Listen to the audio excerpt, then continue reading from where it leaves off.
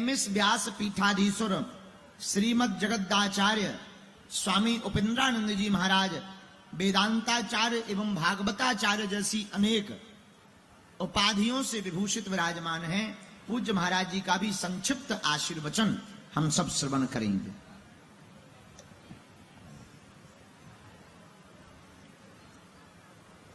ध्येयं सदा परिभवग्नमभीष्टदोहम्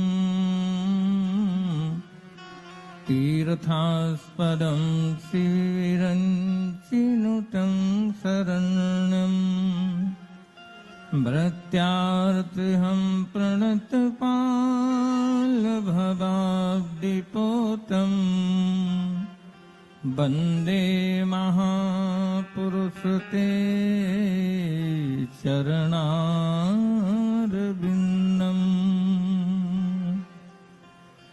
चैतन्यं शाश्वतं शान्तं सर्वगं व्योमातीतं निरञ्जनम् नादिबिन्दुकलातीतं तस्मै श्रीगुरुवे नमः।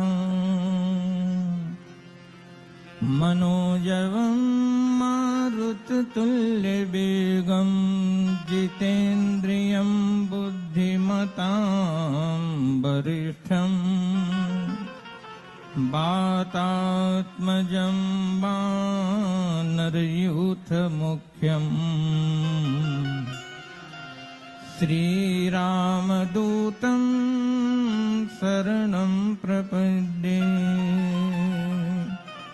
श्रीरामदूतं शरणं प्रपद्ये।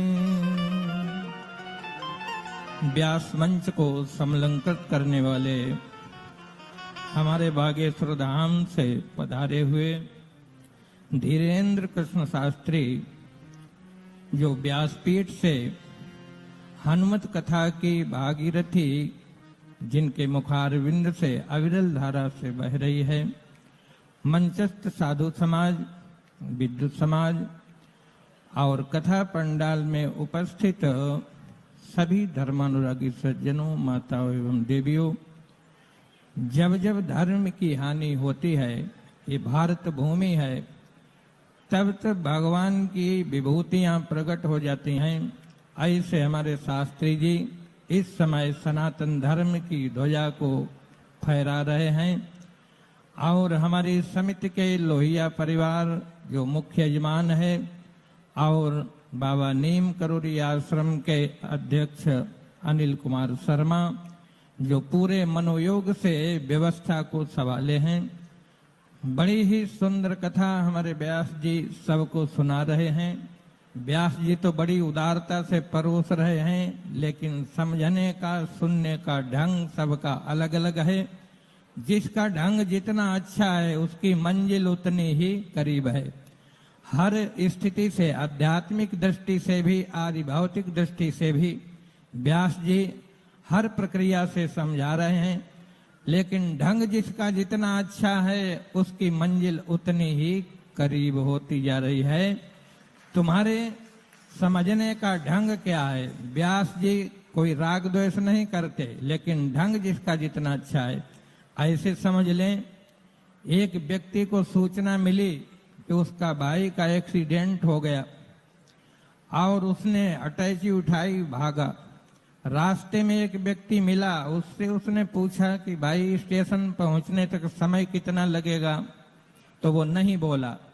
फिर उसने पूछा कि बड़ा जरूरी काम है, बताओ कितना समय लगेगा, वो नहीं बोला। फिर वो दौड़ा। जब दौड़ा तो उसने कहा सुनिए सुनिए सुनिए, कहा बताइए। कहा कि मात्र आपको 5 मिनट लगेंगे।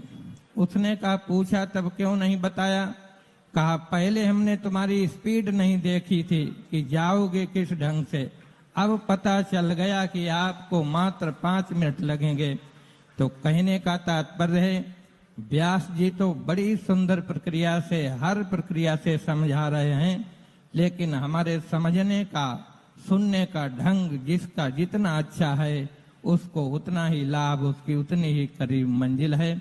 ऐसे हमारे व्यास जी देश की सनातन धर्म की ध्वजा को फहराते हैं। बहुत बहुत मंगलमय कामनाएं हम अपने व्यास जी को करते हैं। बोले हनुमंत लाल की, बागेश्वर धाम की, हर हर महादेव। अभी हम आप सब जो मंगलमयी वाणी सुन रहे थे, परम पूज्य श्री नैमिष व्यास पीठाधीश्वर श्रीमद जगदाचार्य स्वामी परम पूज्य श्री उपेंद्रानंद जी महाराज जी का आशीर्वचन सुन रहे थे।